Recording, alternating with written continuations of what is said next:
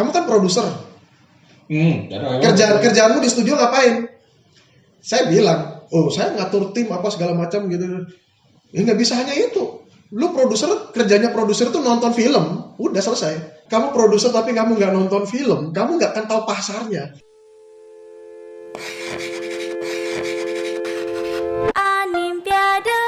Animation for All. Sekarang kita ngobrol ke dunia yang lain. Artinya sekarang ini kebanyakan dari teman-teman studi animasi itu kan impiannya, dreamnya adalah membuat animasi sendiri, membuat karya sendiri, dan kalau sekarang bahasa sekarang IP.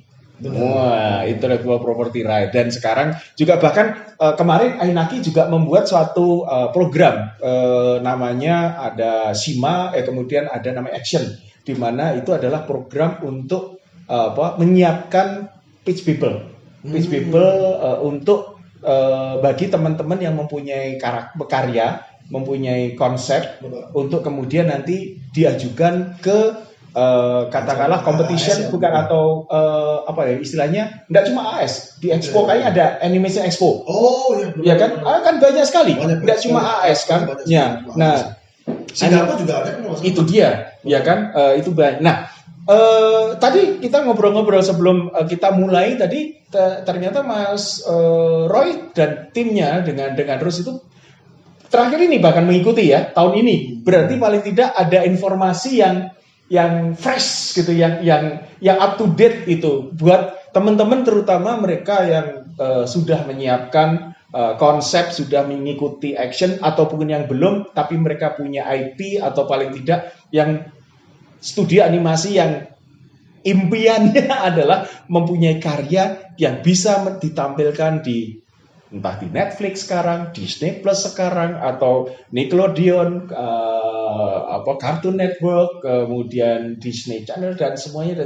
Saya pengen cerita Mas Roy dan Rose untuk bagaimana pada saat menghadapi AAS. AAS adalah Asian Animation Summit, di mana di situ adalah salah satu pasar, salah satu tempat di mana kita mempromosikan studio dan karya kita yang hopefully bisa diambil oleh co-founding lah, kita dapat co-founding, kemudian co-production seperti itu sih. Nah, itu ceritanya gimana itu, Mas? Artinya sebenarnya AAS ini juga kalau menurut saya itu juga hoki sebenarnya.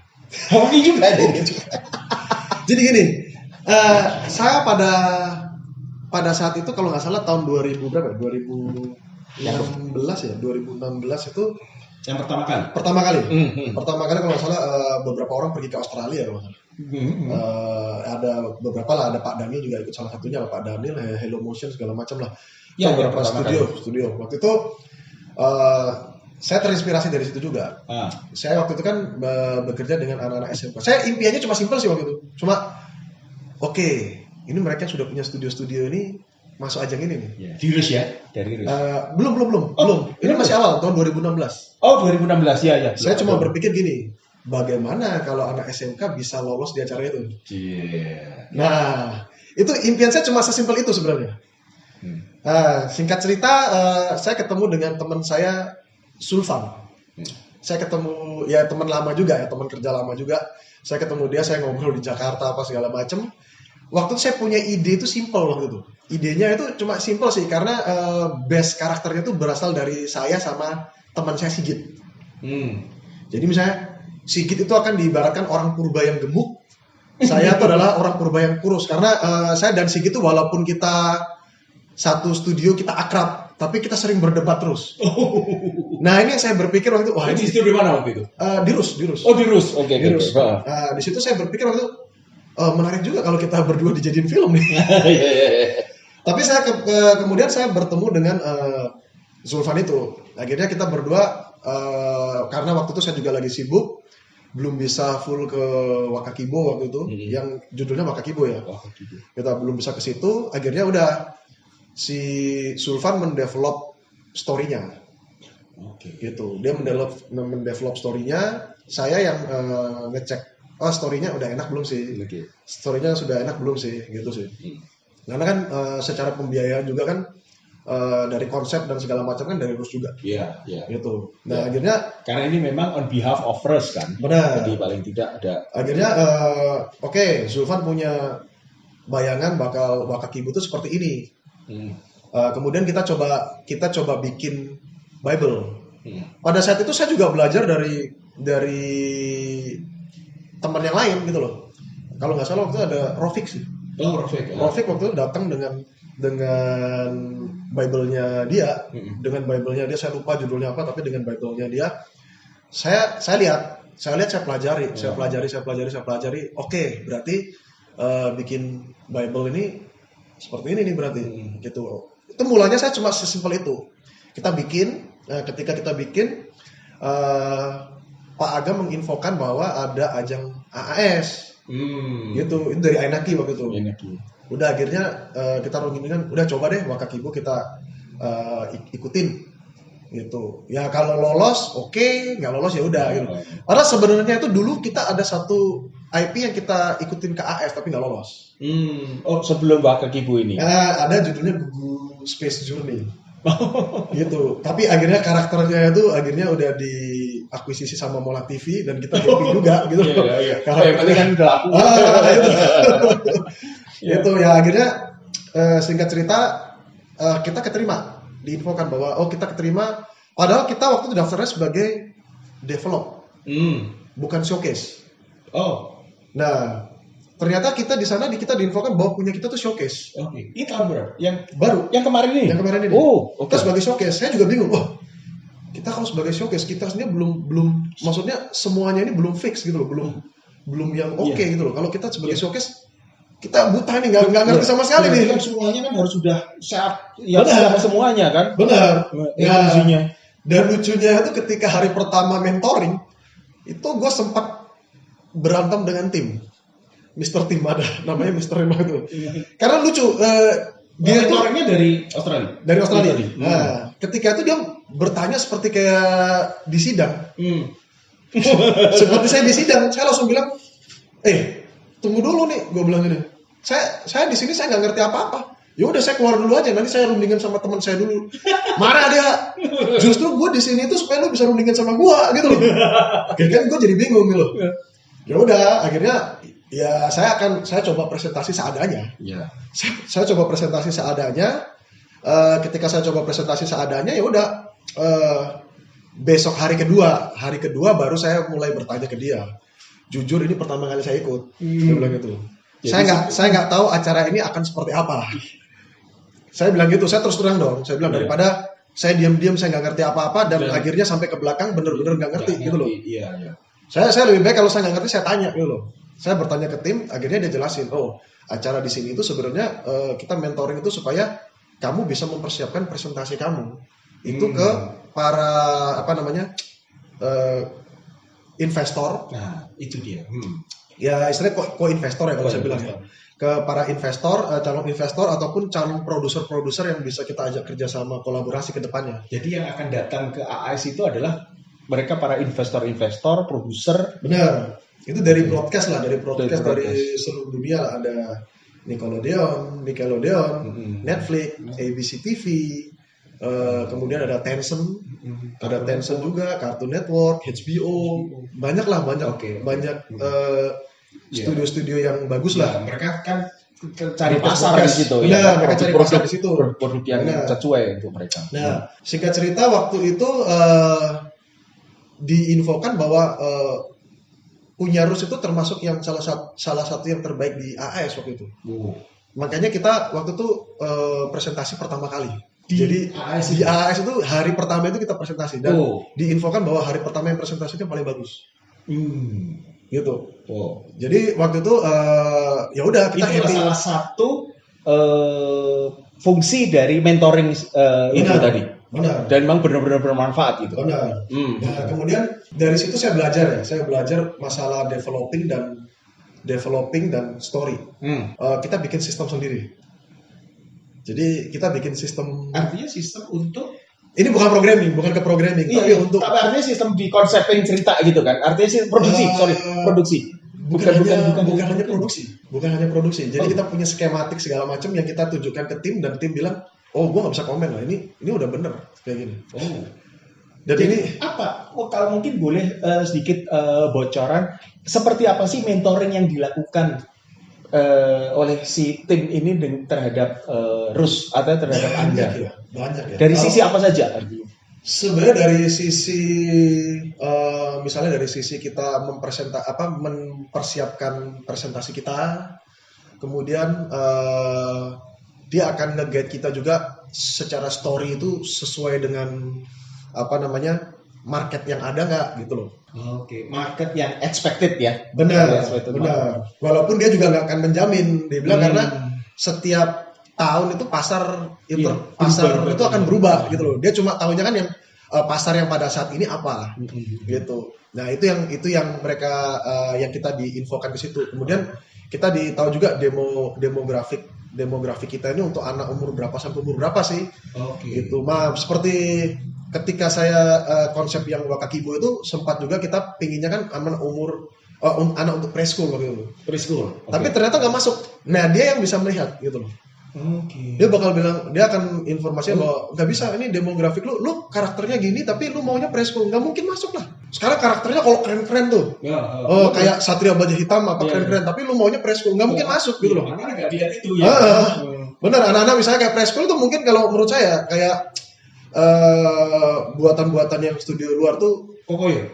Nah, benar Pocoyo. Ya. Kazut. Iya. Dari Kigel. Nah, itu dia preschool. Gitu dia ada problem nyanyi segala macem, dia bisa itu anak itu untuk preschool seperti itu. Benar. Misalnya 8 sampai 12 tahun. Anak-anak yang cuma ceritanya simple dan problem solving udah selesai. Kemudian ya hal yang paling penting lagi yang paling penting yang saya sempat sadar itu waktu saya ditanyain ini. Kamu kan produser. Kerjaanmu di studio ngapain? Saya bilang, saya ngatur tim apa segala macam gitu. Ya nggak bisa hanya itu. Lu kerjanya produser tuh nonton film, udah selesai. Kamu produser tapi kamu nggak nonton film, kamu nggak akan tahu pasarnya. Pasarnya Disney Channel seperti apa sih? Pasarnya HBO seperti apa sih? Seperti itu. Nah, misalnya kayak saya sekarang itu malah banyak kan adalah nonton animasi di Netflix. Saya mencoba mempelajari pasar di Netflix seperti apa. Bukan menikmati ya, tapi membaca film ya. Artinya membaca bisnisnya ini ya. Benar. Kalau saya lihat ya, pasar animasi yang dia lagi dicari sama dia itu adalah pasar anime. Genrenya teenager ya. Genrenya anime dan demografinya teenager. Nah, kalau kita lihat seperti Demon Slayer. Ya, sekarang dia udah ngerti nih film-film karena nonton Netflix ya. Terpaksa. Benar. Karena kan ada film-film yang bisa yang bagus juga, yang bisa juga untuk preschool, mereka juga ada. Makanya Netflix kan ada Netflix Kids kan. Ya itu bisa juga ya ada Kazoo, kemudian ada juga Baby Boss. Nah, itu yang anak-anak umur segitu bakal related juga. Dia bakal kalau gue jadi bayi tapi gue bisa punya duit banyak, gue bisa ngapain ya. Nah, hal-hal seperti itu sih. Gitu. Jadi biar sekolah jadi entrepreneur kan. Ketika mempersiapkan IP kita, ya tidak hanya dari hal-hal sepele sebenarnya. Itu kan nonton film hal sepele gitu, tapi itu penting supaya kita tahu pasar. Benar ya. Gitu. Itu hal yang kadang-kadang kita lupakan bahwa seorang produser itu ya pikiran kita selama ini itu adalah ya kita ngurusin produksinya. Mulai dari diskusi, nyiapin duitnya, nyiapin orangnya, nyiapin alatnya, timeline-nya, schedule-nya, kita yang deg-degan ini kapan baliknya, gitu ya. Ternyata salah satu yang kadang dilupakan itu adalah referensi film, karena kita memang salah satunya kan ya tugas dari produser untuk bisa menjual itu kan. Nah, kemudian hal yang saya dapat lagi juga bagaimana nanti kita mentreatment para broadcaster tersebut. Gitu. Maksudnya? Ya setelah acara AS selesai itu kita email mereka dengan polite atau seperti gimana email kita harus yang untuk keep contact terus. Benar, keep contact gitu. Kita bakal ngobrol juga dengan mereka terus sih gitu. Misalnya film yang lu butuhkan seperti apa sih sebenarnya. Walaupun mungkin sekarang di reject, artinya ditolak ya. Nggak apa-apa. Pada saat itu, tetapi karena kita sudah punya kontaknya, jadi paling tidak tetap Benar. itu bisa mendapatkan attention lah terutama. Benar.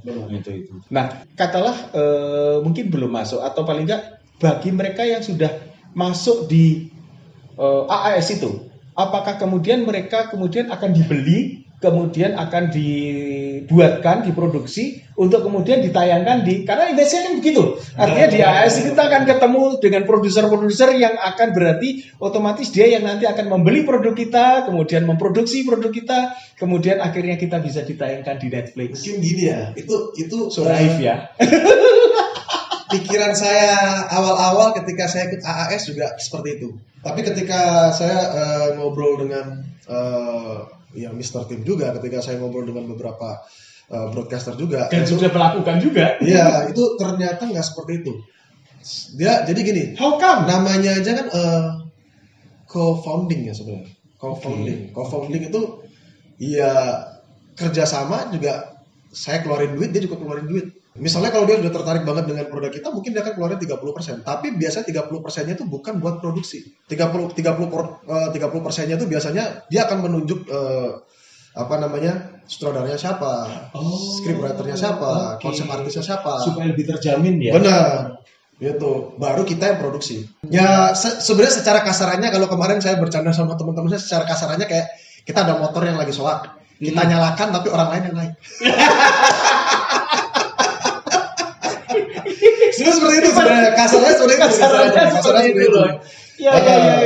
Berarti harapannya kan adalah begitu nanti di AS, wah otomatis paling nggak setahun 2 tahun sudahlah kita nanti karya kita langsung bisa ditemu, kemudian bisa. Tapi sebenarnya menurut saya ini ajang yang baik buat industri animasi Indonesia. Kalau menurut saya seperti itu. Pertama gini, dari informasi ini mungkin studio-studio lain bisa melihat bahwa sebenarnya yang kita cari adalah co-production. Iya. Maksudnya kan mereka melakukan co-production, dan kalau co-production kan kita harus mengeluarkan duit masing-masing. Nah itu yang tidak terpikirkan. Nah kalau kita melakukan cost masing-masing, tentu biayanya akan gede, benar nggak? Iya. Nah satu-satunya cara itu adalah kita co-producing dengan studio-studio lain, gitu. Wah, ini dia menarik nih ini. Gimana nih maksudnya? Nah jadi seperti gini misalnya, anggap aja film IP yang kita bikin, Yang itu kita tawarkan, yang kita sudah bikin, kita setelah dari ajang AS yang sudah kita bikin, pasti kan dari para panelis atau para broadcast pasti minta cerita kita mereka minta cerita kita disempurnain lagi. Supaya bisa jadi global market. Yaitu dengan kita co-produce dengan perusahaan-perusahaan di luar negeri. Gitu. Dan co-produce-nya yang paling susah adalah biasanya ketika saya ketemu dengan produser-produser ternama yang bagus ya, yang recommended lah. Ya, recommended lah. Mereka pasti juga mintanya mereka dibayar. Tugas kita adalah gimana kita meyakinkan mereka, oke, lu bikin ceritanya nih, cerita lu lu bikin ceritanya, karakternya punya saya nih. Gitu. Yang dimana intinya ketika film itu terjual nanti kita sharing profit. Sama juga misalnya nanti ketika di Indonesia nih, misalnya perusahaan Rus misalnya, ketika IP-nya Rus ini udah banyak yang tertarik nih. Nah itu juga sama, saya akan coba keliling ke studio-studio di Indonesia. Saya akan tawarkan juga bagaimana kita co-produce. Karena gini, misalnya nih kita punya satu season misalnya 10 episode, katakanlah 10 episode ya kan. Minimal lah saya mengajak kerjasama 5 studio yang mau dia ikut berjuang untuk menyelesaikan satu season itu. Satu season. Dua. Benar. Betul. Secara logika kayak gini. Kalau Rus mengerjakan itu sendiri, mereka harus mengerjakan satu season sendiri, itu berat. Waktunya bisa jadi sekitar setahun lah baru selesai lah. Dan cost-nya juga. Benar, cost-nya juga gede. Tapi kalau kita kerja sama dengan studio-studio lain, dengan kita deal royalty dengan mereka, mereka itu malah saya rasa akan lebih mempermudah gitu loh.